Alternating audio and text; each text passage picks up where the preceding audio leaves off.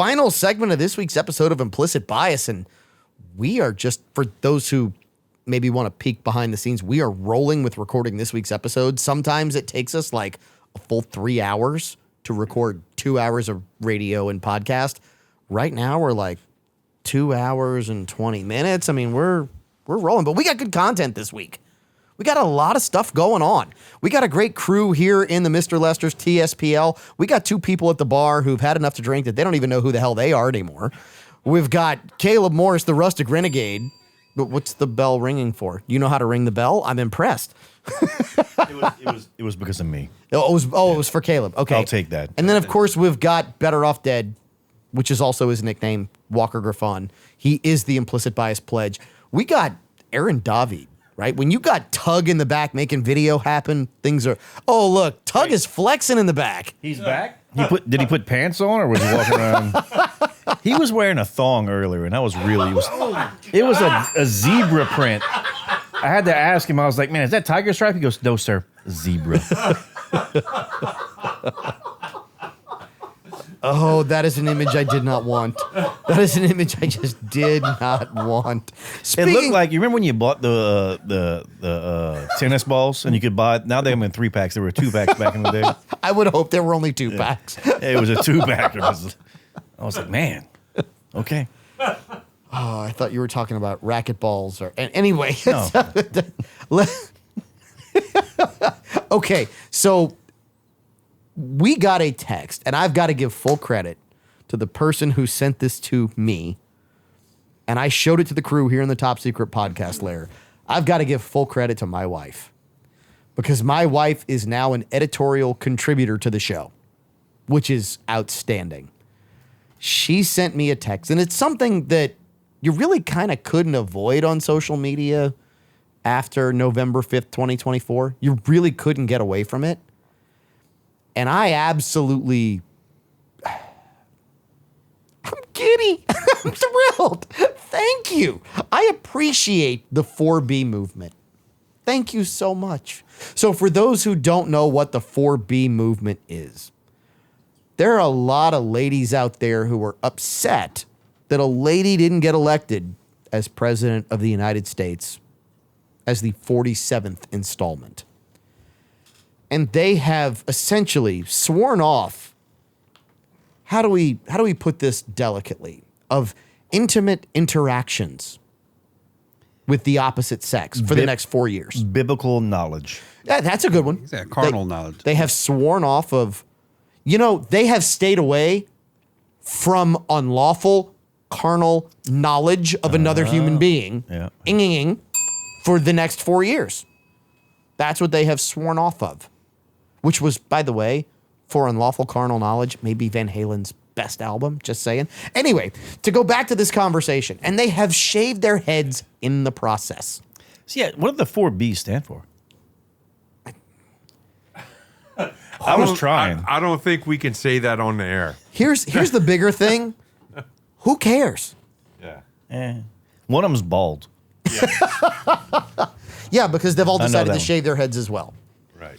And that one caught me off guard because the image, and I read the article, and they're shaving their heads, and not just like, and not even razor shaving, like a buzz cut where they leave like that little felt.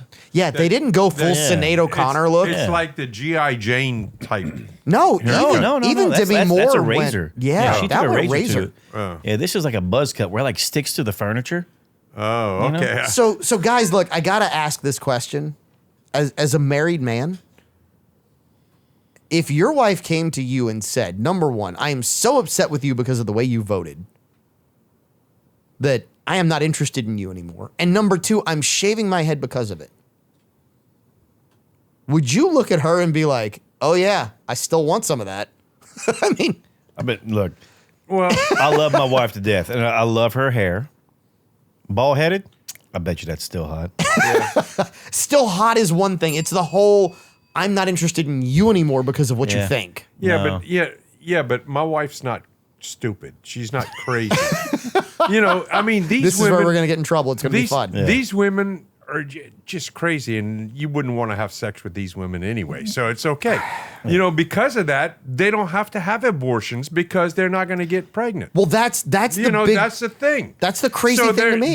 They're curing it themselves. You don't have to have abortions that way. Well, and look, like when I look back, my deployments, you know, I think my longest deployment was like 18 months, give or take.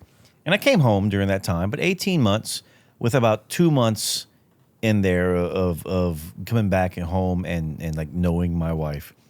But 18 months is a long time. Yeah.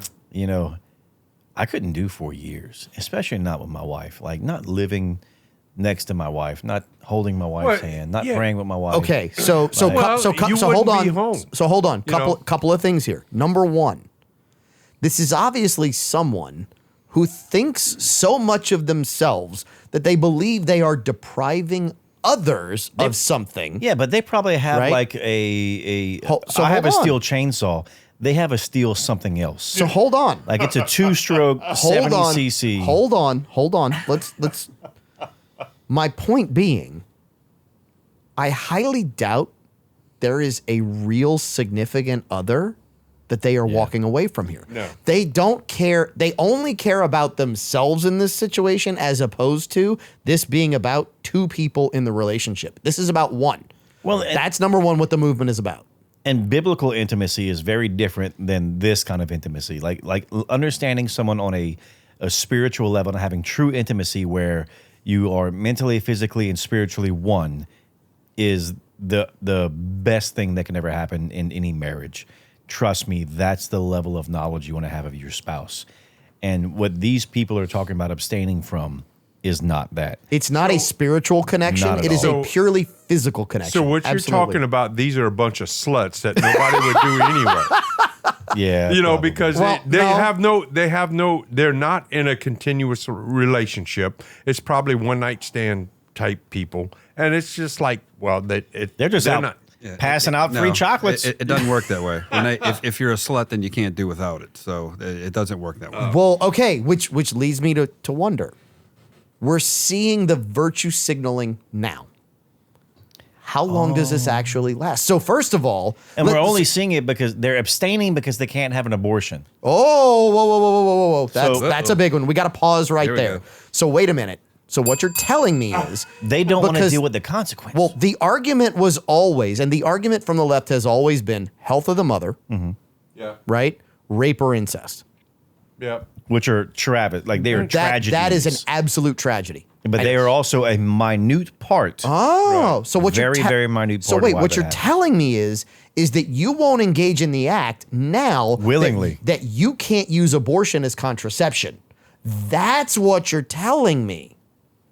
Yeah. Right? That's Yeah. as a guy, that's the message Well, a and guy I mean, would get, right? and I mean personally, I don't see abortion as a contraception. It's not. No, It's murder. I look at it as murder, or in the case of the health of the mother, or the Look. fetus is not going to make it. I can't tell you the quandary that I it's- would be put in. It's a hard decision. If something that if my wife had gotten pregnant and a doctor came to us and said it's her or the child, it is a tragedy no matter what happens. Well, look, you love your children. They piss you off, but you love your children. And you want them to be around forever. And God forbid you're ever in that situation. Here's what I want to do. I want to thank everyone who voted the way they voted to get where we are, so that those who like to engage in truly sport sex are now all of a sudden taking a look at it and going, maybe we should do something different. Maybe the means isn't what you want. Maybe the ways to the means isn't great. But you know what? The outcome fits a lot of wholesome people's implicit biases. We've got a heck of a lot more coming your way next week. We're going to wrap this up from the TSPL. It's been a fun show. Reach out to us on social media. Find us on Facebook, Insta, X. Subscribe wherever you get your podcast. And we look forward to you coming back for our next episode of Implicit Bias. We'll see you in 7. Cheers.